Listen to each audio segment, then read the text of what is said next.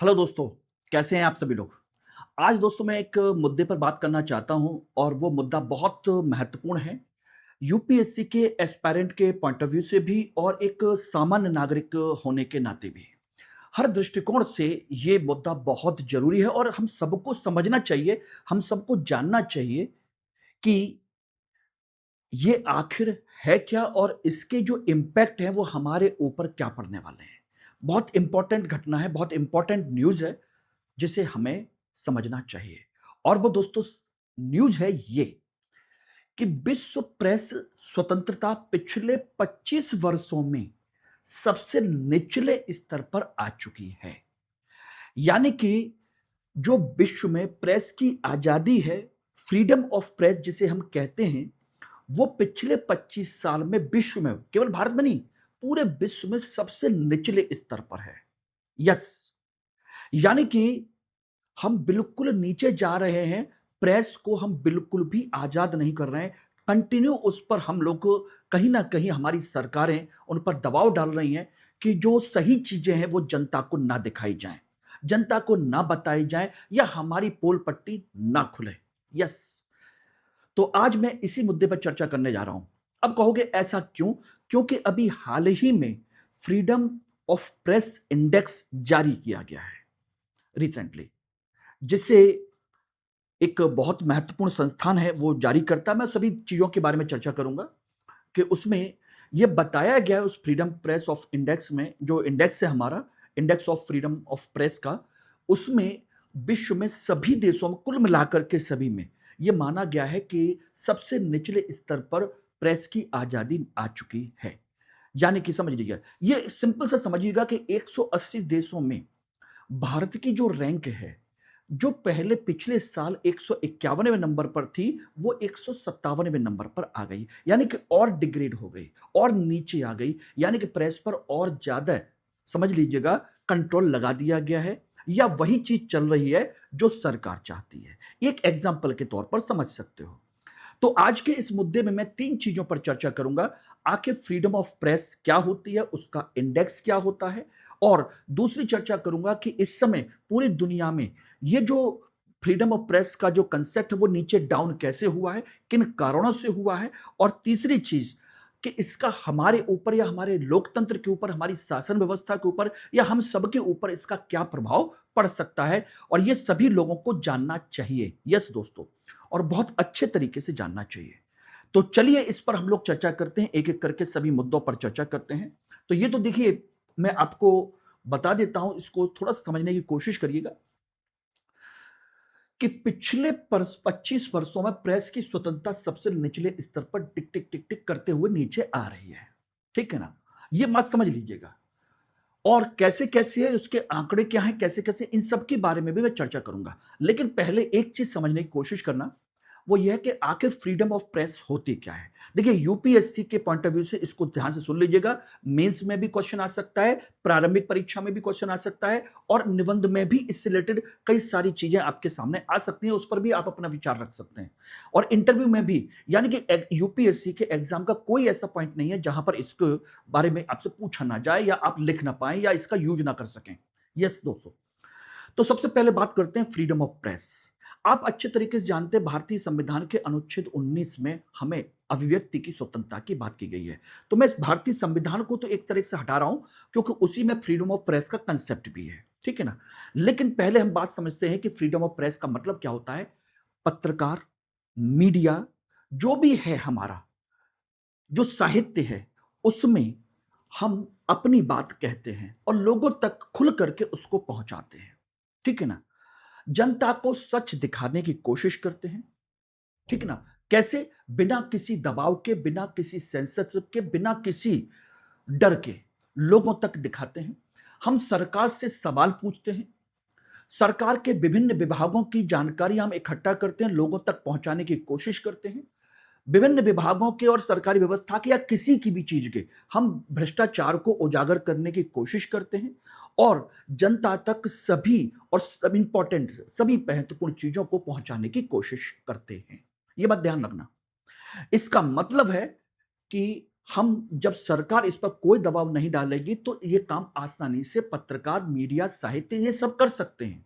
ठीक है ना? चाहे कोई भी आपका प्रोजेक्ट हो, कोई भी आपकी चीज़ हो, जैसे इस समय आप भारत के संदर्भ में देख सकते हैं, तो कई सारी ऐसी चीज़ें हैं जहाँ पर दबाव डाला भी जा रहा है, जहाँ पर चीज़ें छन के भी आती हैं, निकल के भी आती हैं। वो सब हर जगह होता है, लेकिन इस समय पूरी दुनिया में सबसे ज़्यादा चल रहा है। लेकिन ये सब काम कब हो सकता है? जब हमको सारी जानकारी मिले। ये काम तब हो सकता है कि जब मीडिया और प्रेस पूरी तरह स्वतंत्र हो, उस पर किसी प्रकार का कोई दबाव ना हो, किसी प्रकार के उस पर प्रतिबंध ना हो, किसी प्रकार की उस पर सेंसरशिप ना हो, किसी भी तरह की। और इससे क्या होता है कि आपका लोकतंत्र मजबूत होता है। इंसान और जो भारत के या देश के, दुनिया के जो नागरिक होते हैं, उनको सही जानकारी मिल पाती है और सही जानकारी मिल करके वो अपने देश की, सरकार की सही पहचान कर पाती है और उसके बाद जब अगले इलेक्शन होते हैं या इलेक्शन होते हैं, उस समय वो अपने सोच से, अपने समझ से अपनी नई सरकार का गठन करती है। यानी कि एक तरीके से हम कह सकते हैं कि लोकतंत्र में अभिव्यक्ति की आज़ादी का एक माध्यम है। इसीलिए मीडिया को, साहित्य को, पत्रकारिता को, इन सारी चीज़ों को लोकतंत्र का चौथा स्तंभ कहते हैं। ओके, तो ये तो हुई फ्रीडम ऑफ प्रेस आपकी, कि कैसे, किस तरीके से है, क्या-क्या है।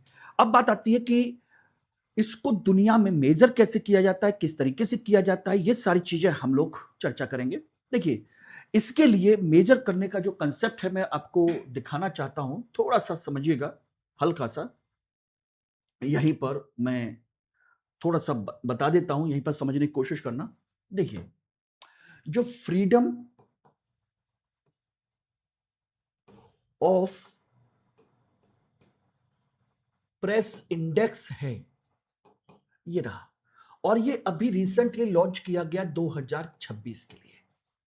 ध्यान रखना, ये वैश्विक मापन के लिए क्या किया जाता है, विश्व के सभी देशों की उसमें स्वतंत्रता का मापन किया जाता है। विश्व के देशों का मापन होता है और मापन के आधार पर उन सभी देशों की अपनी एक रैंक निर्धारित की जाती है, उसमें रैंक बनाई जाती है। और ये काम करता कौन है? इस इंडेक्स को बनाने वाली, जो जारी करने वाली जो संस्था है, उसे हम कहते हैं आरएसएफ। आरएसएफ। अब कहोगे जी आरएसएफ क्या है? रिपोर्टर्स विदाउट बॉर्डर कहते हैं इसको। सिंपली अगर कहा जाए तो एक संस्था है, रिपोर्टर्स विदाउट बॉर्डर्स। ये रहे। अब कहोगे सर आरएसएफ और रिपोर्टर विदाउट बॉर्डर्स, ये तो मैचिंग नहीं हो रही। एक्चुअली में आरएसएफ जो फ्रेंच वर्ड है, उसमें है रिपोर्टर्स सेंस फ्रंटियर्स। इसका सही जो अर्थ है वो है आपका रिपोर्टर्स सेंस फ्रंटियर्स। लेकिन ये सब बात जो है ये आपके फ्रेंच लैंग्वेज में है, फ्रेंच में है। इंग्लिश में इसे हम कहते हैं रिपोर्टर्स विदाउट बॉर्डर्स, यानी जो सीमा से परे रिपोर्टर्स हैं उन सब के लिए कहा जाता है। उनका संदर्भ, ये एक संस्थान है, जो ये संस्थान जो है ये इस इंडेक्स को जारी करता है, जिसमें विश्व के सभी प्रमुख देशों की रैंक निर्धारित होती है। ठीक है ना? और ये जो इंडेक्स बनता है दोस्तों, वो भी मैं बता देता हूं, उसको भी ध्यान से सुन लीजिएगा। इस इंडेक्स में आपके लगभग 180 देश शामिल हैं, उनकी रैंक बनती है कितने? लगभग 180। ये रहे आपके, ठीक है ना? 180 देश हैं और इंडेक्स को 5 आधार पर तैयार किया जाता है। दीज आर द 5 बेसिस जिसको हम प्रिपेयर करते हैं। नंबर 1, ध्यान से सुनिएगा, पहला है राजनीतिक आधार। राजनीतिक स्तर पर हम चेक करते हैं कि किस देश में उसका राजनीतिक वातावरण कैसा है, एक। दूसरा है आपका कानूनी ढांचा, वहां का जो लीगल सिस्टम है, लीगल स्ट्रक्चर है, वो कैसा है, कहीं ऐसे कानून तो नहीं है जो प्रेस को बाधित करते हो, ठीक ना? तीसरा है, इसमें हम जो बात करें तो कह सकते हैं वहां की सामाजिक सांस्कृतिक जो स्थिति है वो, क्योंकि ये भी बड़ी महत्वपूर्ण चीज होती है, क्योंकि सामाजिक सांस्कृतिक स्थिति का भी सारी चीजों पर फर्क पड़ता है। ये रही। और चौथा इसमें हम कह सकते हैं वो है आपका पत्रकारों की सुरक्षा, जो काम करने वाले लोग हैं उनकी सुरक्षा। और पांचवा जो है जिसे हम कह सकते हैं, जिसके आधार पर इसको तय किया जाता है, वो है आर्थिक दबाव, कि मीडिया या साहित्य पर किसी प्रकार का आर्थिक दबाव कितना है, किस तरीके का है, पैसा दिया जा रहा है या नहीं दिया जा रहा है, या वंचित किया जा रहा है या कुछ ज्यादा दिया जा रहा है, कि जिससे कि उनके फेवर में सारी चीजें आए। तो ये जो चीजें हैं आपका, इसको, ये जो संगठन है ये इस रिपोर्ट को तैयार करता है, इंडेक्स को तैयार करता है। इंडेक्स के ये 5 आधार हैं।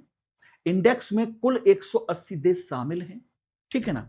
और ये इंडेक्स सभी देशों की, उन 180 देशों की सारी चीजों के बारे में चर्चा करता है। अभी जो रिपोर्ट आई उसके अनुसार अगर आप समझने की कोशिश करें तो वो रिपोर्ट है ये, पिछले 25 वर्षों में विश्व में सभी जगह पर मान के चलिए कि प्रेस की स्वतंत्रता जो है धीमे धीमे धीमे धीमे नीचे गिरने लगी है, ठीक है ना। दुनिया के लगभग आधे से ज्यादा 50% से अधिक देश डिफिकल्ट या वेरी सीरियस श्रेणी में हैं। सोचिएगा, ये जो पूरा देख रहे हैं चाइना, और ये इधर वाला जो कंडीशन है, ये वाला रेड रेड रेड रेड, ये डार्क रेड वाला जो देख रहे हैं, ये वेरी सीरियस है। और डिफिकल्ट जो ब्लैक कलर वाले जो हैं, ये सब आपके डिफिकल्ट है। यहां पर प्रेस की स्वतंत्रता ना के बराबर है ही नहीं, ये मान के चलना बहुत बुरी कंडीशन है। और जो येलो वाले हैं इनको गुड माना गया है, बाकी व्हाइट वाले हैं, कुछ और भी हैं, अलग अलग तरह की चीजें। तो मान के चलिए कि लगभग 50% से अधिक देश कैसे हैं, इस तरह की सिचुएशन में है। पहला पॉइंट तो आपका ये रहा, ठीक। दूसरा एक पॉइंट और भी है कि 2002 में हमारे देश विश्व की पूरी 20% जनसंख्या ऐसे क्षेत्र में रहती थी जहां पर आपके प्रेस की जो आजादी है वो अच्छी स्थिति में थी, यानी कि गुड कंडीशन वाली थी। ये रही गुड कंडीशन वाली 20%, बाकी 80% थोड़ी सी अलग अलग कंडीशन में थी, ठीक है ना। यानी कि 20% पॉपुलेशन ऐसे देशों में रह रही थी जहां पर प्रेस की आजादी अच्छी थी। लेकिन वर्तमान में कंडीशन क्या हो गई है, वर्तमान में ऐसी आबादी मात्र 1% रह गई है, 1% से भी कम है। यानी कि अब 1% से भी कम लोग प्रेस की आजादी वाले अच्छी कंडीशन वाले देशों में रह रहे हैं। जैसे अगर मैं कहूं तो भारत की खुद की रैंक इस समय 180 देशों में से 157वें रैंक पर है। तो सोचिए कितनी निम्न कैटेगरी में हम आ चुके हैं, वेरी डिफिकल्ट वाली कंडीशन में, वेरी सीरियस कंडीशन में हम लोग आ चुके हैं, ठीक है ना। और इसका मतलब ये रहा आपका, ये रहा 2002 में 20% थी गुड कंडीशन में, अब जाकर के वो कम कम होने लगी, ठीक है ना। इसका मतलब है कि इन सभी देशों में पत्रकार, मीडिया, साहित्य और तमाम तरह की जो चीजें हैं वो सरकार से या किसी विभाग से किसी तरह की कोई चीज पूछ नहीं पा रहे, या कह रहे हैं कि उनकी तरफ से, अपनी तरफ से, उनकी सरकार की तरफ से जो कुछ हो रहा है उसी को लागू कर रहे हैं, उसी को कह रहे हैं, जिसे हम गोदी मीडिया भी कह सकते हैं या कुछ भी कह सकते हैं।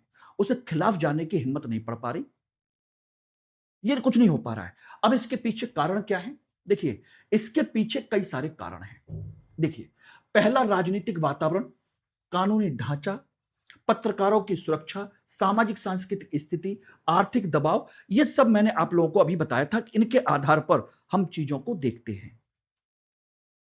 यही 5 पैरामीटर बताए थे ना मैंने आपके, आरएसएफ के इंडेक्स के 180 देशों के, ये रहे। इन्हीं चीजों के आधार पर हम लोग देखने की कोशिश करते हैं। अब इसमें मैं आपको एक चीज जो बताने जा रहा हूं उसको आप देख लीजिएगा कि इस समय सबसे ज्यादा जो आजादी है वो किन देशों में है। नॉर्वे है नंबर 1, पिछले 10 साल से टॉप पर इसी पर चल रहा है। दूसरा है नीदरलैंड, तीसरा है एस्टोनिया, और सबसे खराब स्थिति जो है वो है इरिट्रिया की, ठीक है ना। उसके बाद सीरिया की, उसके बाद आपके देखा जाए तो आपका अफगानिस्तान, ईरान, रशिया सबसे निचले स्तर पर ये रहे 3, ठीक है ना। इसके अलावा और भी हैं, अच्छे बुरे मैंने दोनों बता दिए। बात आती है कि आखिर इसके पीछे कारण क्या है, क्या कारण है कि इतनी गिरी स्थिति क्यों हो गई है, लगातार ये स्थिति क्यों गिर रही है। और ध्यान रखना, इनको आप अपने प्री एग्जाम के लिए नोट कर सकते हो, प्री एग्जाम के लिए। और जो मैं बताने जा रहा हूं वो है आपके ये 4 पैरामीटर्स विशेष तौर पर। देखिए, सबसे पहली चीज है आपके कानूनी हथियारों का दुरुपयोग। सरकार क्या करती है, जब उसके खिलाफ कुछ चीजें निकल कर आती हैं या उसकी पोल खुलने वाली होती है, तो सरकार अपने कानूनी हथियारों का दुरुपयोग करती है, कानून का दुरुपयोग करती है। यस, विभिन्न प्रकार के कानून हैं, जैसे नेशनल सिक्योरिटी है, एनएसए है, राष्ट्रीय सुरक्षा कानून है, या एंटी टेरर लॉ है, या आपके इसी तरीके से आपका इमरजेंसी कानून है कि भाई इमरजेंसी है, सारी चीजें बंद करो। इस तरीके से क्या होता है कि इस तरह के कानून के माध्यम से आप क्या करते हैं, उन पर रोक लगा देते हैं, उन पर प्रतिबंध लगा देते हैं, उनको चुप करा देते हैं। ठीक है ना? और इस कैटेगरी में कौन कौन है? रसिया है, इंडिया है, इजिप्ट है, इज़राइल है, ऐसे देशों के नाम उन्होंने दिए हैं। दूसरी परेशानी है आपका पत्रकारिता का क्रिमिनलाइजेशन। क्रिमिनलाइजेशन पहले क्या होता था, खोजी पत्रकारिता होती थी, खोज खोज करके अपने आप को जोखिम में डाल करके चीजें निकाल करके लाते थे। आज कंडीशन यह है कि उस खोजी पत्रकारिता को अपराध की श्रेणी में डाल दिया गया है, उस पर अपराध के केस चलाए जाते हैं, क्रिमिनल ऑफेंस उस पर डाल दिए जाते हैं, उन पर मुकदमे चलाए जाते हैं, उनकी गिरफ्तारियां की जाती हैं, उन पर ऑनलाइन निगरानी की जाती है। ठीक है ना? और तो और स्लैब जैसी व्यवस्था लागू की जाती है, strategic law suits against the public prosecution. Public के खिलाफ बता करके उन पर दबाव डाल दिया जाता है, यानी कुल मिलाकर के उनको डरा दिया जाता है, चुप करा दिया जाता है, चुप रहिए वरना सोच लीजिए। तो यह भी होता है। तीसरा, युद्ध और हिंसा। और युद्ध या हिंसा वाले देशों में या क्षेत्रों में सबसे ज्यादा बुरी स्थिति जो है वो इन्हीं पत्रकारों की होती है, सबसे ज्यादा इनको टारगेट किया जाता है और सबसे बड़ी संख्या इन्हीं की होती है जो मारे जाते हैं, और ये क्षेत्र सबसे ज्यादा असुरक्षित होते हैं उनके लिए। चौथा है आर्थिक संकट। या तो कंडीशन यह है कि इनकी सभी तरह की जो सहायता है, सहायता राशि है, या इनको जो सपोर्ट है, फाइनेंशियल सिस्टम है, वो खत्म कर दिया जाता है, या कुछ लोगों को ज्यादा दे दिया जाता है। बड़ी बड़ी टेक कंपनियों को खूब पैसा दिया जाता है, एडवर्टाइज उन्हीं को दे दिए जाते हैं, सारी चीजें को कर दी जाती हैं, उनको इसका फायदा मिल जाता है, वो खूब पैसा कमाती हैं और सरकार के सपोर्ट में काम करती हैं। और जो छोटे छोटे खोजी पत्रकारिता वाले लोग होते हैं या उनके संस्थान होते हैं जो अच्छी चीज दिखाना चाहते हैं, उनको क्या कर दिया जाता है, पैसा नहीं होता, फंडिंग नहीं होती, लोग चंदा भी नहीं देते इस तरह की चीजों को, तो फिर अल्टीमेट क्या होता है, वो बंद होने लगते हैं। उन पर सारे के सारे विज्ञापन वगैरह रोक करके उनको बंद कर दिया जाता है, या फिर सारी चीजें ओपन कर दी जाती हैं कि भाई देख लो भाई, अब तो यूं है। तो ये इस तरह से आपकी चीजें हैं। हथियार नंबर 1, कानून का दुरुपयोग, national security, anti terror, emergency कानून, पत्रकारों को चुप कराना, जेल भेजना। रूस, भारत, मिस्र, इजराइल जैसे देश हैं ये रहे। खोजी पत्रकारिता अब अपराध बना दी गई है। अंधाधुंध गिरफ्तारियां, ऑनलाइन निगरानी, SLAPP suits, strategic lawsuit against the public participation. India और को भारत मीडिया को आर्थिक कानून रूप से डराने की धमकी दी जाती है, पूरा बंद कर दिया जाता है कि भाई ये रही है। तीसरा, युद्ध और असुरक्षा। मध्य पूर्व जैसे देश हैं इस समय, आपका ईरान इजराइल वाला जो युद्ध चल रहा है, वहां पर देख लीजिए सबसे ज्यादा वही लोग मारे जा रहे हैं। गाजा में देख लीजिए, वहां पर वही लोग मारे जा रहे हैं। अक्टूबर 2023 में 220 से ज्यादा पत्रकारों को मार दिया गया, या 270 से ज्यादा ड्यूटी पर पत्रकार मारे गए, क्योंकि ये वहां पर रिपोर्टिंग करते हैं और मर जाते हैं बेचारे। सूडान में युद्ध के कारण मीडिया ब्लैकआउट वहां चल रहा है। तो ऐसी कंडीशंस बनती हैं, और ये इन्होंने बताया है कि इस तरह की सिचुएशंस हैं, सारी चीजें हैं। अब आप समझिएगा, अब पश्चिमी देशों में भी लोकतंत्र में गिरावट आ रही है और सभी जगह पे आ रही है। जैसे अमेरिका है, अमेरिका 64वें स्थान पर खिसक गया, यानी कि 7 पॉइंट नीचे आ गया। ये सोचिएगा, यही नहीं, 7 पॉइंट नीचे चला गया। भारत भारत भी 6 पॉइंट नीचे आ गया, पॉइंट नीचे आ गया, यानी कि 151 से घट करके 157वें रैंक पर आ गया। रैंक ये आ गया, ये रहे। तो सभी जगह पर, यूरोप हो या कोई भी हो, यूके वगैरह हो, सभी जगह पर ये कंडीशन सेम बन रही है। सब जगह पर ये डिक्लाइन हो रहा है, प्रेस की आजादी पर रोक लगाई जा रही है। हालांकि भारत की जो सरकार है वो लगातार कोशिश ये करती है कि जो आरएसएफ का जो कहा जाए कि मेथोडोलॉजी है जिसके आधार पर ये सर्वे निकाला जाता है, उस पर वो क्वेश्चन मार्क करती है कि हमारी आप जो गिनती करते हो ये गलत तरीके से है, हम इसको नहीं मानते हैं, ये सही नहीं है, आप गलत करते हो। लेकिन इससे आपके मानने ना मानने से क्या वैश्विक स्तर पर सभी देशों की रैंक में कोई फर्क परिवर्तन आ जाएगा? नहीं। बात ये है। दोस्तों असली बात पता है क्या है? ये देखिएगा, 151 से 157वीं रैंक, वेरी सीरियस कैटेगरी में भारत है। ये रहा आपका 6 अंकों की गिरावट यहां पर। इसका मतलब अब मैं कहूं तो आप लोग खुद कहोगे कि सर ये तो इस समय हो रहा है, तो आपके इस समय देखिए स्टूडेंट भी हैं, आपके जो यूट्यूब जो देखने वाले बच्चे हैं, सारे लोग हैं, ये भी विभिन्न वर्गों में बटे हुए हैं। मैं किसी का पक्ष नहीं ले रहा हूं, लेकिन इतना जरूर है, हम सबको दिखाई देता है कि हाँ, इस समय पत्रकारिता पूरी तरह स्वतंत्र नहीं है। ये मैं बिल्कुल दावे के साथ कह सकता हूं, चाहे वो पक्ष के साथ चली गई हो या विपक्ष के साथ चली गई हो। दो धाड़ों में आपकी भारतीय पत्रकारिता बढ़ चुकी है, या तो सरकार के समर्थन वाली या फिर विपक्ष के समर्थन वाली। सो निष्पक्ष पत्रकारिता बहुत कम रह गई है, यह सच्चाई है।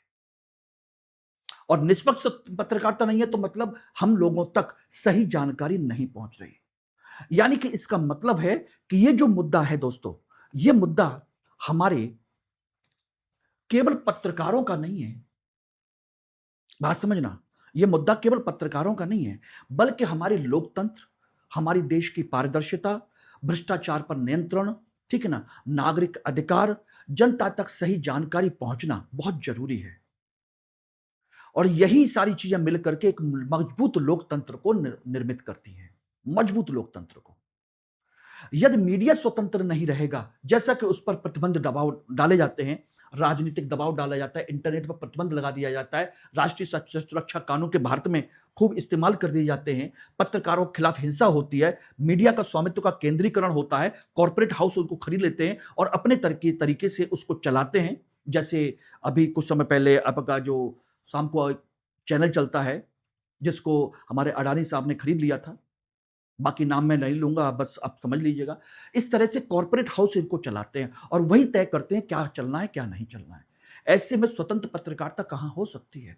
और अगर मीडिया स्वतंत्र नहीं रहेगा तो सब सोचिएगा, जनता की और सरकार की जवाबदेही क्या होगी? कुछ भी नहीं। सरकार किसको जवाब देगी? जब कोई उनसे पूछेगा ही नहीं, तो सरकार जवाबदेह नहीं होगी और जनता पूछने जाएगी नहीं। जनता वही सुनेगी जो इतने समय से लगातार सुनती जाती, वन वे कम्युनिकेशन। इलेक्शन के टाइम पीरियड में इलेक्शन का माहौल अलग कर दिया जाता है। बताओ क्या करोगे? इससे क्या होगा? गलत सूचनाएं बढ़ेंगी, कोई क्वेश्चन पूछ नहीं सकता। तो जो कुछ भी सही गलत है सब कुछ बोल दीजिए और जनता उसी को सच मान लेगी। हाँ सही है, तो सही कह रहे हैं। जनता तक सच्चाई पहुंचना कठिन हो जाएगा अगर वास्तव में स्वतंत्र मीडिया ना हो तो। अब आप क्या चाहते हो कि मीडिया स्वतंत्र होनी चाहिए या नहीं होनी चाहिए? आप कमेंट सेक्शन में इस पर जरूर अपने जो मत हैं, अपने जो विचार हैं, उसको जरूर बताइएगा। और आज की क्लास, ये सेशन आपको कैसा लगा, जरूर आप कमेंट सेक्शन में बताइएगा। और इस चैनल को जिन लोगों ने अभी तक सब्सक्राइब नहीं किया है, वो सब्सक्राइब भी करें, शेयर भी करें। धन्यवाद।